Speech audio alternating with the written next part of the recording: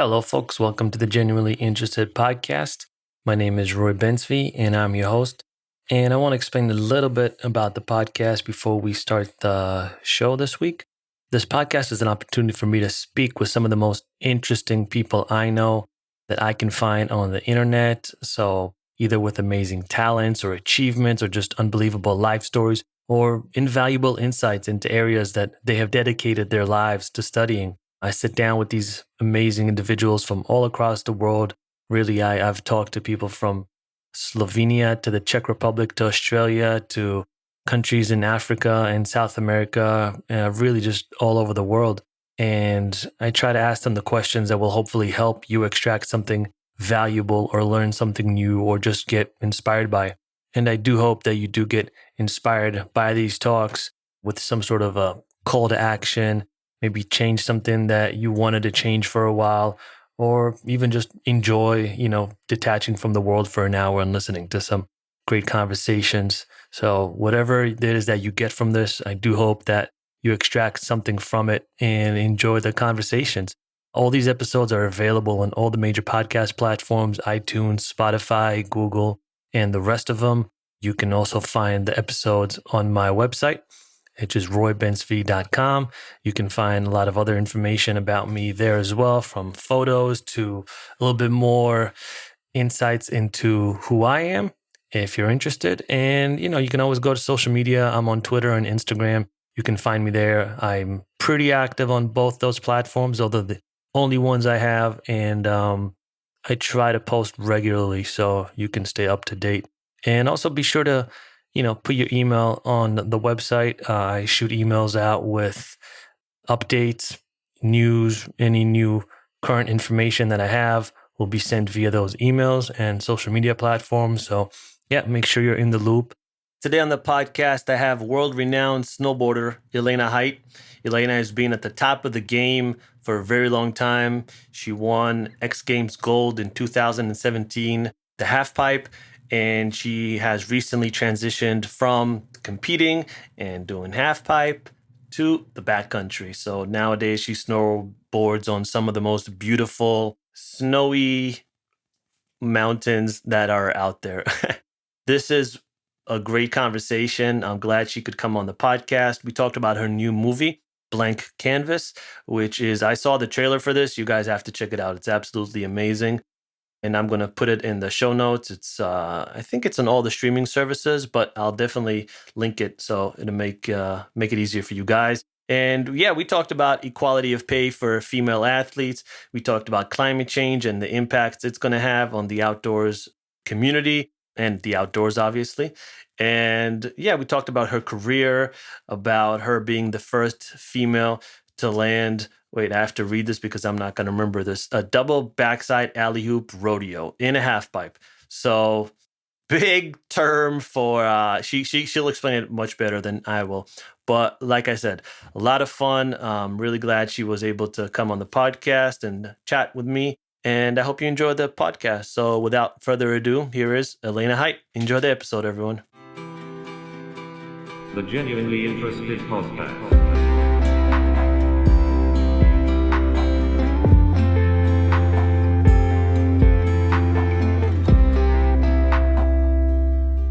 Hey, Elena.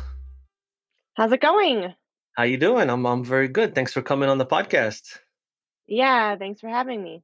Yeah, we had a couple of we had a few issues. Oh, I forgot to ask, how's the car? You were having some car issues, right? Yeah, I had to reschedule with you. It's good. It's back up and doing good. Back and running.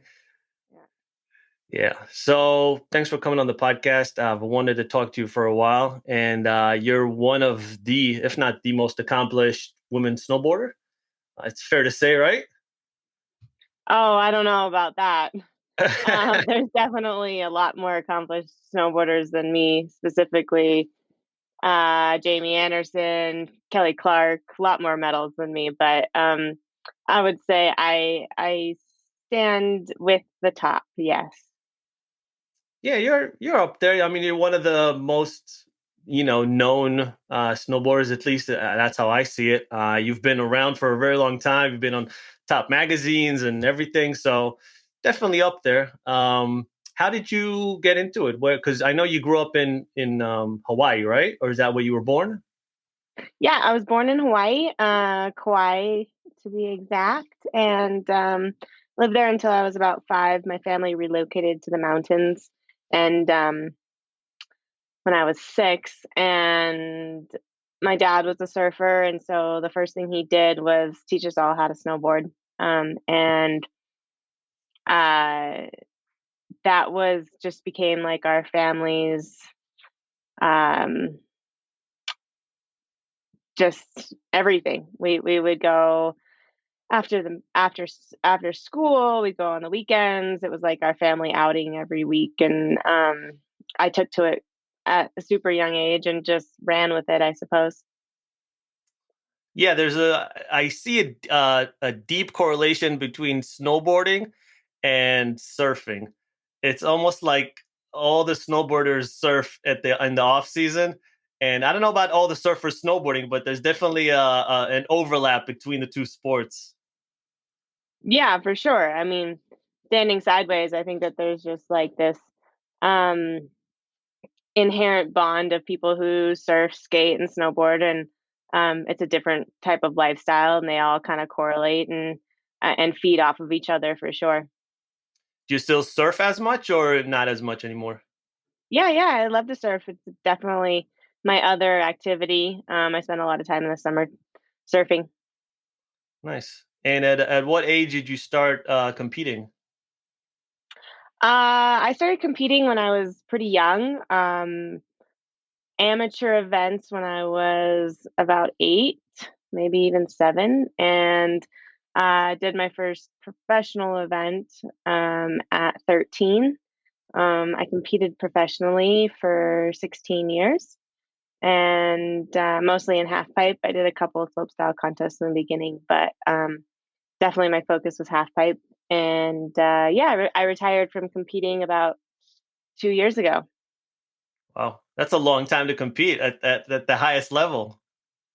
Yeah, it's an amazing opportunity. I mean, I started super young, so um, to be able to really just grow up in the snowboard industry was definitely a blessing.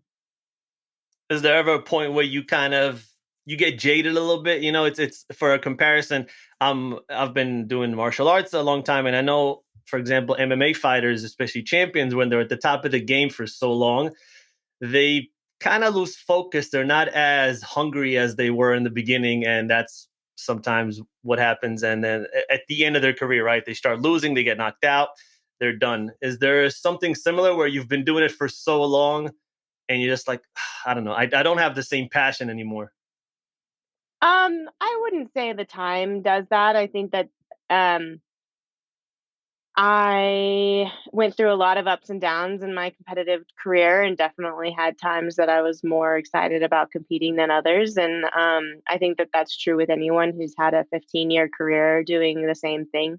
They would have a similar story. And um, I think that ultimately for me, when I decided to stop competing, it was a real draw to the backcountry that took me away from that side of snowboarding. And um, I also felt like for me personally, just like my ceiling in competitive half pipe riding was pretty much met. Like there's of course always more that you can learn and you can always do better. But for me, I felt like I was definitely hitting like my personal growth potential and as a snowboarder and as a human. And I really wanted to continue to grow and progress the sport and progress myself. And this avenue of backcountry snowboarding and freestyle riding really caught my attention and really just lit a fire in me. I think that uh, I had it just I got really really excited about doing something new and um, a bunch of new skill sets and just tackling snowboarding in a whole different way. So is that a conscious decision to switch and go over into backcountry, or is that just organic and just gradually happen over time? Yeah, no, I actually in 2018, got invited on a trip with Jeremy Jones, and he's a big mountain snowboarder, arguably the pioneer of splitboarding and adventure snowboarding. And Yeah. he invited me on a trip that he was planning that was basically crossing the Eastern Sierra Mountains from east to west. Oh, wow. And so we went on this trip. It was an eight night, 9 day trip that ended up being the film Ode to Mir that Teton Gravity put out. Really great film based around really climate change. But that trip really was the trigger for me. I had done a little bit of backcountry riding before that, but that trip was like just opened my eyes to so many of the possibilities and where you can get on foot, and like being able to just access the mountains in that way is super super special and just spoke to me. And I got off that trip and I was just like head first ready to take it on and kind of step away from competitive riding and pursue this new passion that I had. Yeah, that's so funny that you mentioned it. When I think about it, because I've never had like I've never competed at the highest level, especially not for extremely long time. But it seems like your passion for the sport actually grew, but your passion for the competitive aspect of it, that was what diminished. And that's so interesting for me to see that split in an athlete. Um, yeah, I mean, I think that like if you talk to any competitor, it's like it's a very, very rewarding thing to compete in sports, and but it's also very demanding, and it can be super exciting and completely draining at the same time. And um I would say that I still love competing. I think that like I'll always have that competitive nature. And really for me the switch is more about just like being able to push myself in new ways. When you won, because I think it was 2017 when you won gold, did you know it right after you finished that run? Like, was that something you just knew? When I won X Games? Yeah.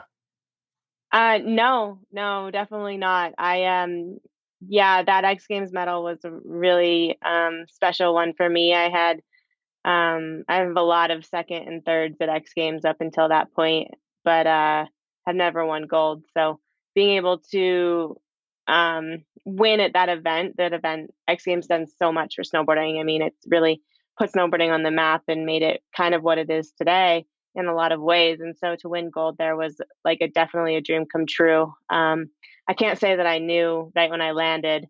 I knew my run was good and I was really excited, but you never know. It's a judged sport. Yeah, it's impossible to know right away. But it just sometimes I see athletes perform something, and it just seems like after they do it, they just know that it's a slam dunk. Like they just know, all right, I got it. Like I'm better than all the rest that performed today. So but you're also the first woman that did. If I hope I'm not butchering this, but it's a double backside alley oop rodeo. Is that is that correct? Yeah, that's correct. You nailed it. It's one of the longest trick names in snowboarding. Can you explain in layman terms what that means? Just for because I don't even know what that means. I had to look at it like 3 times before I got it.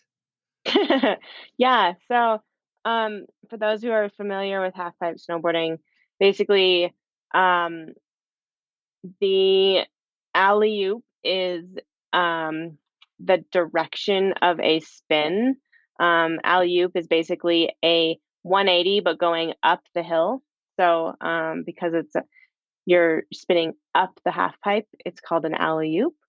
Um, and then a rodeo in the half pipe is basically just a backflip, depending on the type of rodeo that you're doing. Um, and double just means that I did it twice. So basically, it's a double backflip, spinning, facing up the hill rather than down the hill. That's like your traditional way of spinning. And yeah, that trick was definitely a work in progress for a long time. And it was a huge goal of mine. Um, the double corks have really come into the snowboard scene strong. And at the time, there was no women doing any double corks in half pipe or in slopestyle.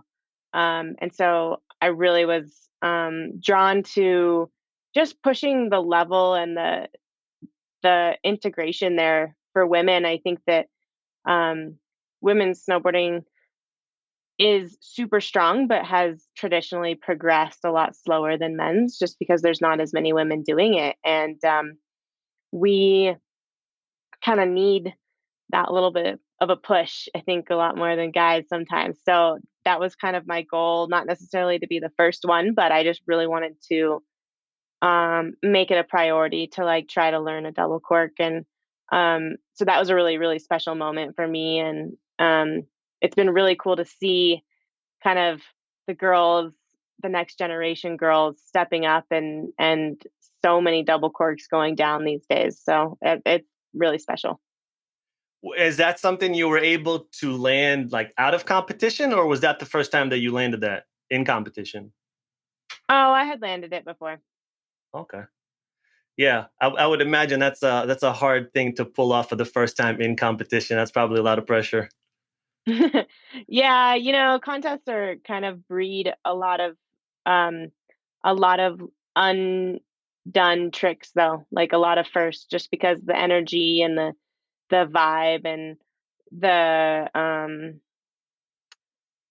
the half pipe, the venue is always at prime condition. So honestly, it like leads to progression a lot of times, especially in a venue like half pipe or at a venue like X Games. X Games does such a good job of creating like the most pristine half pipe there is, and so just having that access to that leads to progression. Wow, that's amazing. I mean, you mentioned a second ago about female athletes, especially in snowboarding, and maybe I'm wrong, but this is just how I see it. For if you look at NBA, NFL, all the major sports organizations, outside of maybe MMA, where I feel like males and females are equal, it seems like in the outdoor community, male and female athletes and the level of competition and the attraction for sponsorship and viewership, all that stuff, it seems fairly equal. Maybe not like a 50-50 split, but fairly equal. Do you think that's a correct assessment? I would disagree. I think that the women across the board, I mean, I think that in every avenue, women are paid less. I think that sponsorships come less to women. I think that specifically in snowboarding, we are in a male dominated sport, and over the years, companies have kind of veered towards having like a token female to be able to speak to the female in snowboarding, the females in snowboarding. I would say over my career, that has really changed a lot. We've had a lot of growth, and the women are being supported in a lot better ways. I mean, since I started snowboarding, we've started having equal pay at contests. That wasn't a thing when I first started snowboarding. So, like, just even the events paying women equally, I think is huge. And I think that you see that across sports, every venue. I think that, whether it's women's soccer or women's basketball or women's golf or whatever, I think it's still a fight for the equal opportunity and the equal pay. And I think that for sure the cool thing is um, things are changing and times are changing, and I think that the women are really stepping up and proving their value, and people and companies are taking notice, and it's starting to shift, which is a really awesome thing to be a part of. Yeah, and I guess that's what I mean. I think if you look at let's say soccer, right, and you have Barcelona and Real Madrid and the big teams, there's just the women's sports. They just don't attract. Forget the pay for a second, but they just don't attract as much viewership, right? There's just not as much interest. But I feel like with snowboarding or climbing or I don't know, take any other outdoor activity that's a sport. I feel like the women attract just as much attention and just as much viewership, and I feel like in that sense, maybe pay, there's still like obviously a gap that needs to be filled, but I just feel like as far as an attraction, as viewership, I think it's on par. And again, maybe I'm wrong. That's just how I see it as an outsider. Yeah, that's cool that you see it that way. I mean, I think that it's growing for sure. Um, it specifically in the last 5 years, I think that women's sports in these action sports, like the women are pushing the limits, and it's exciting to watch, and people are taking notice. And so, yeah, the viewership's going up, and like people are noticing the women doing all these rad, cool things, which is really, really awesome. Yeah. Have you seen the popularity in snowboarding explode in the last 5 or 10 years? Like generally, not male or female, but just generally become more popular? Um, I would say snowboarding's definitely getting more popular. I wouldn't say there's been an explosion. I think that there's a pretty big explosion right now happening with splitboarding.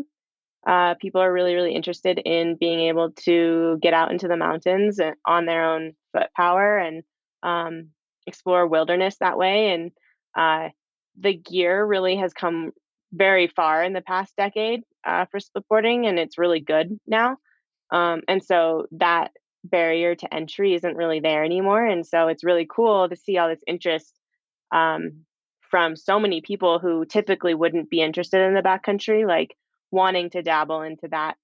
Um, it comes with a lot of responsibility. So it's something that like we as the snowboard community are trying to spread the word about to newbies of just like, when you step into the backcountry, you don't have ski patrol there. You don't have uh, snow safety around. Like you are whoever you're going out with, like your team is your safety net. So we're just trying to spread the word of like, make sure that when you're going out, like love the enthusiasm, make sure you have the education to go along with it and go enjoy the backcountry. Like it's awesome.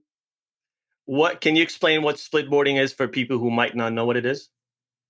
Um, yeah, splitboarding is basically um, an access tool to get into the mountains. A lot of wilderness places don't allow mechanical access like snowmobiles or helicopters. And so you really have to walk in on foot. It would be the same mountain ranges that like you have to backpack into. And so a splitboard is a snowboard and it gets cut down the middle and basically creates two fat skis. And the bindings actually come off and turn sideways and go on as skis.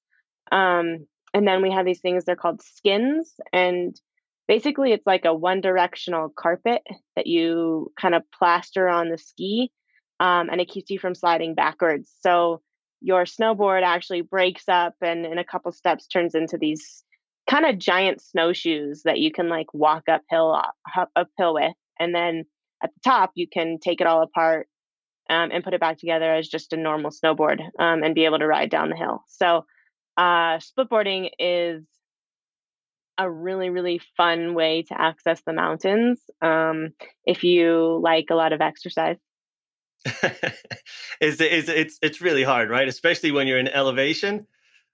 Did it take you a little bit of time to adjust to that, or were you used to that already?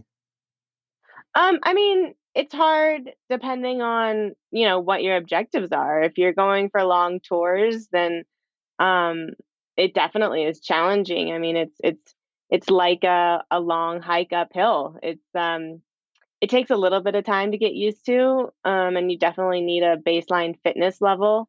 But I feel like coming off of being a competitive snowboarder, I have always held that in a high regard because you have to be pretty fit to be able to ride the half pipe. So it wasn't too hard of a transition, but definitely every early season, it's a bit of a butt kicker. And what would you say is your biggest, if any, fear when you're out in the backcountry on these gigantic mountains? Is it avalanches or crevasses, rocks? Um, I mean, the fear as far as the mountains goes with it depends on what type of terrain you're in and where you are. There aren't always crevasses in every situation. There aren't always, big lines in every situation. We try to mitigate the avalanche hazard as much as possible, by only riding stuff that like has a very little chance of creating an avalanche. Um, but yeah, I mean, there's always fears with snowboarding, and when you're trying to push the limit, I think that for me, like I'm just stepping into this new side of snowboarding, and so every day I'm really learning a lot.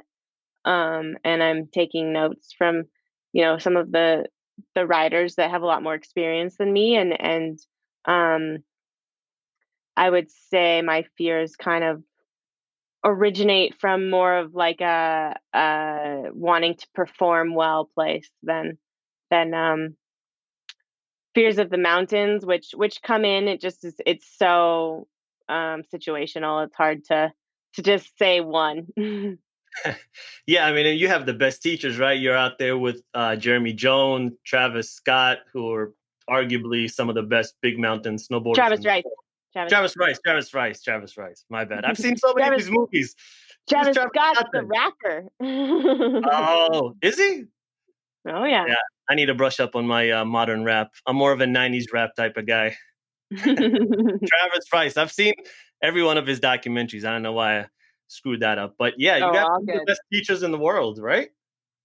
Yeah, for sure. I mean, I'm lucky to have spent most of my life in the snowboard industry, and so um, a lot of my dearest friends have made the transition into backcountry riding from competition before me, and so when I decided I kind of wanted to go that route, I was able to call some really, really amazing snowboarders, um, and many of them really just took me under their wing and have helped me learn a lot of the key skills that it takes to be out there.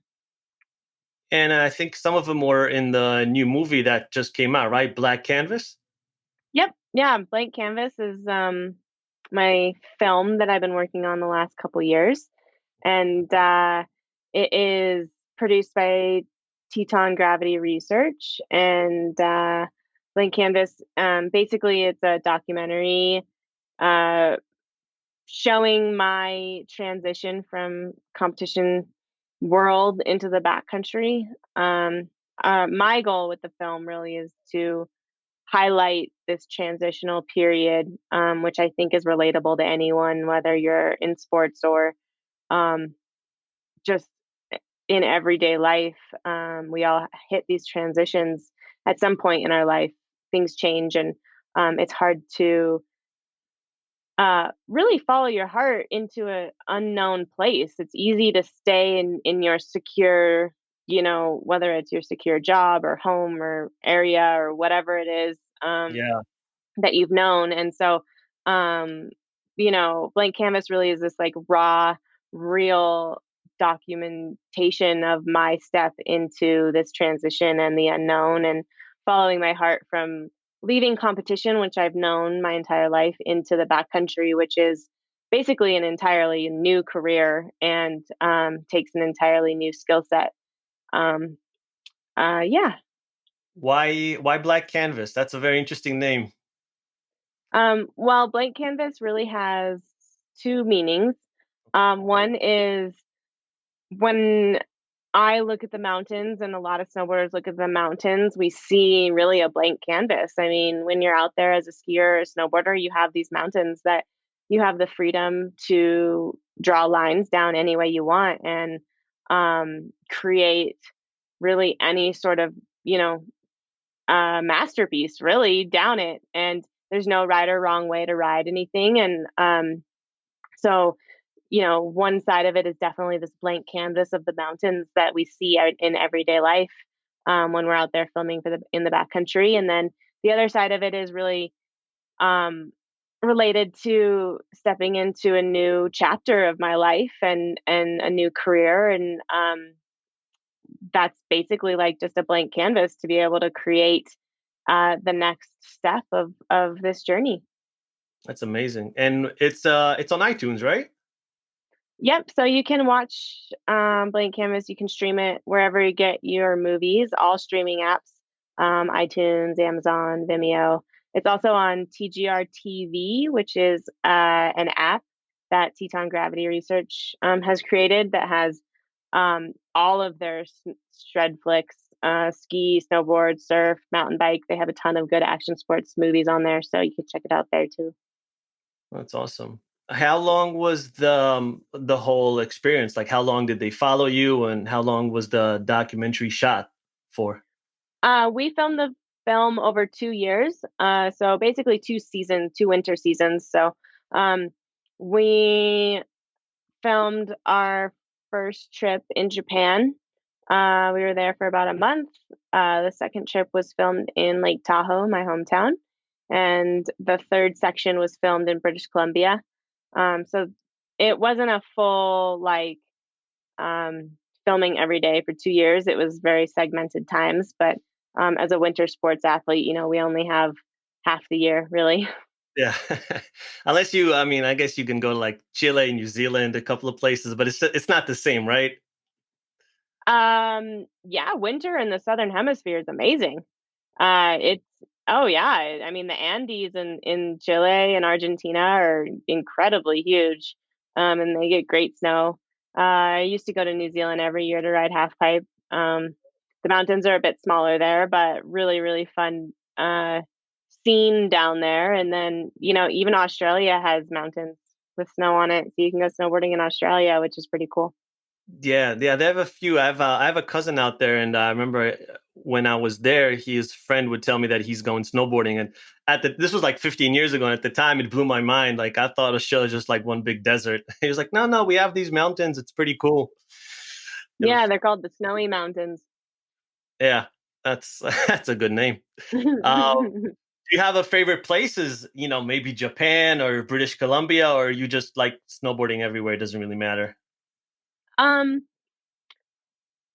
My favorite place to snowboard, I mean, I'm biased. I like to snowboard at home. I love Lake Tahoe. I love the Sierras. They're really beautiful and really have a lot of options. Really, any type of snowboarding you want to do, here is possible.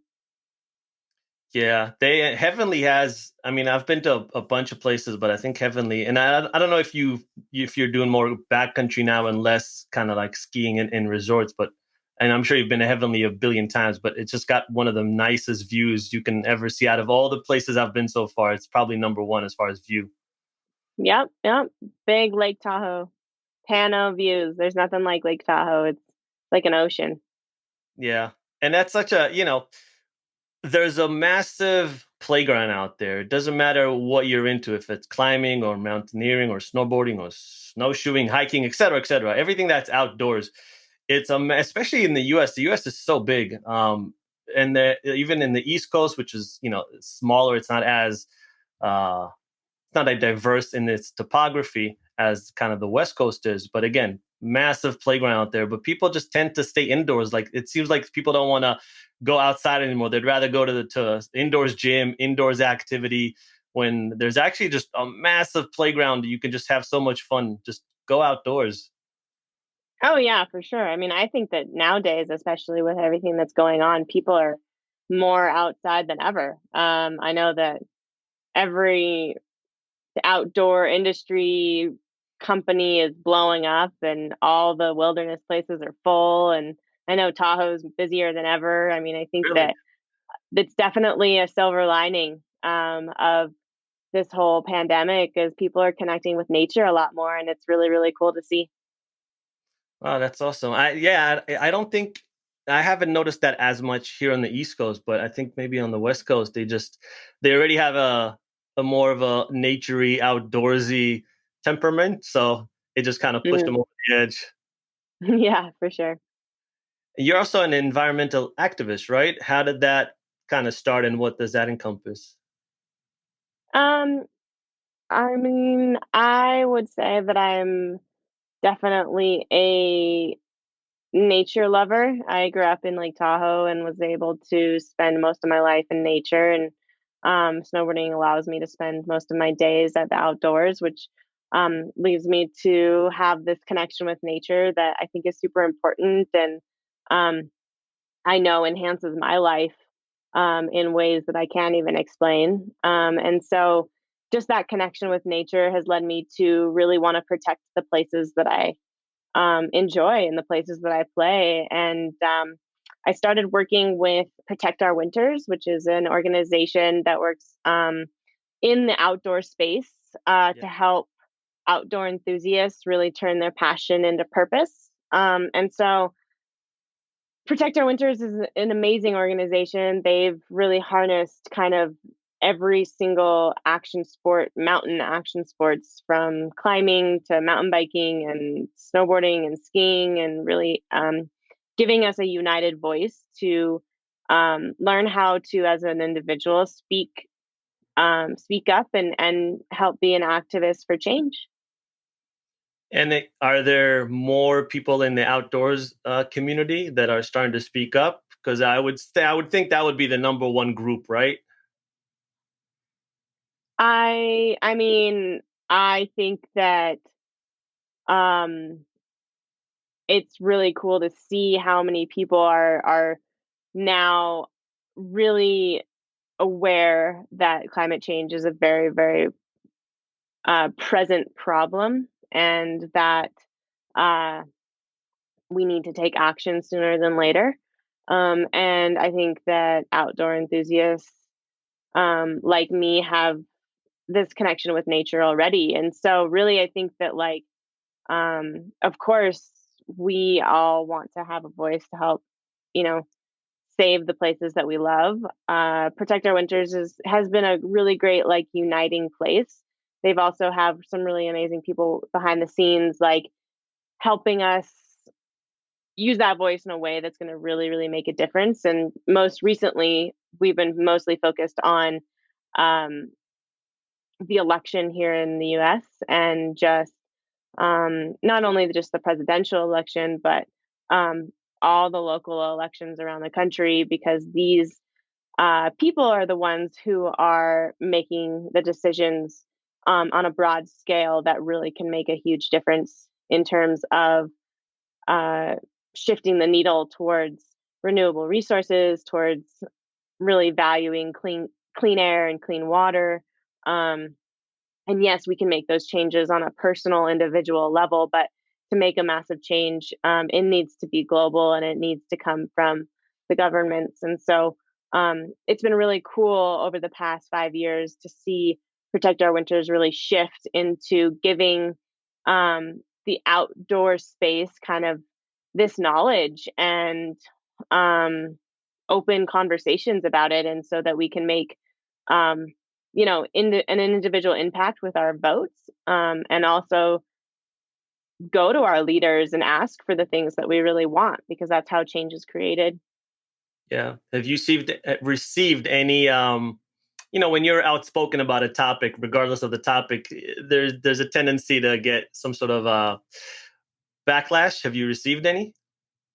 I mean, I think that people are super opinionated, and the internet is a very open conversation space. So, of course, it doesn't matter really what you're talking about. People are going to have their opinions about that. Yeah. Yeah, yeah. There's yeah, I often wonder about people who take the time out of their day to just write mean things on other people's posts. Like, you really took the time out, you put the comment in, you submitted it, you went through the whole thing, and sometimes it's like super long. I'm just like, dude, you like, if you don't like it, just go on, just move on to the next. There's no reason to dwell in that negativity for such a long time. It's a weird headspace for me. I don't get it. Yeah, for sure. With climate change, it's one of those things where I feel like there's a majority consensus worldwide that we should be doing something, but we're not. And like you said, it's because of politics. The people want to do things. I just think maybe a lot of people don't know what personally they can do on a personal level. But when I look at even just let's say mountain resorts, right? I think there's a chance in 10, 20 years that a lot of the smaller ones, not obviously Whistler or I don't know, some of the other ones, maybe even Tahoe, but the smaller ones, there's a good chance they're not going to be able to open. They're just going to have to shut down. Why do you say that? because they're already not getting that much snow. And with costs of producing artificial snow and shorter seasons, they're just not going to be able to financially keep up. Hmm. Um, yeah, I mean, I think it's a real threat to the entire snowboard industry. And of course, the smaller companies are always the first to feel the hit. Um, but yeah, the idea that the Earth is warming is very valid and is totally going to affect our winters in a major way, and already is. Yeah, that's why when I remember in the election, they were talking about coal miners and coal miners they want to put coal miners out of work. And I forget the number of coal miners in the U.S., but it's a small number.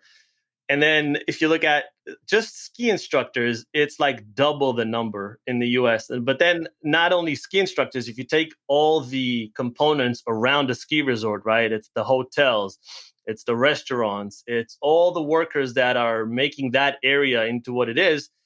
If people are not going to come to those areas because of climate change, then that's financial losses. And I don't know why they're not computing, why that doesn't register for them, you know? Yeah, I mean, the snow sports community is one of the largest, or the snow sports industry, rather, is one of the largest industries in the US. And it's totally undervalued. I think that part of the reason is that it's not united like a oil industry or a fossil fuel industry. And um, but I think that it's starting to people in our world are starting to unite and gather and create a unified voice, and so hopefully that will have some impact in the future. Do you have any expeditions or yeah, I guess expeditions or adventures? I don't know how you call them that you are working on for this winter. I'm not. I kind of have a pretty open slate for this coming winter. I'm going to be competing in a new snowboard event that just launched called Natural Selection. It's a backcountry snowboarding tour. Um, it's the brainchild of Travis Rice, which should be really cool to be a part of. But other than that, I'm just going to see where the snow flies and yeah, hopefully get into some fun riding somewhere. Is that how you usually operate? Like you'll see where snow, where there's snowfall, and like, all right, I'm going there. Like it's gonna dump there. That's where I'm going. That's kind of how backcountry snowboarding works. Yeah, you have to follow the snow. Um, you have to be, it's good to have some plans in place, but be flexible, and be able to be Mhm. spontaneous because really the snow is what makes it all possible. Yeah, I love it. I'm gonna go next week to Vermont, enjoy a little bit of snow myself. Nice. Yeah, yeah. Hopefully, it won't be. It should be good. We had a lot of snow this week, so hopefully it will be good. Elena, I want to thank you so much. This was a lot of fun. Yeah, thank you for having me. It was a pleasure talking with you. Yeah, and just again, just so people can find you, can find the movie. Where is everything on the internet? Where are the best places to find it? Yeah, you can find me on Instagram. I am at Elena Hight, or Facebook. I'm at Elena Hight Snowboarder. And then the movie is available on all streaming download spots, iTunes, Amazon, Vimeo. Yeah, take a look and hit me up. Let me know how you like it. Yeah, and I saw the trailer. It was fire. It was the trailer got me pumped. I was like, I gotta go. It was really good. So you guys check Awesome. it out. I'll make sure to put a link in the show notes. Make it easy for you. And thanks again. This was a lot of fun. Yeah, thanks for having me. And yeah, all right. Take care. Enjoy the mountains.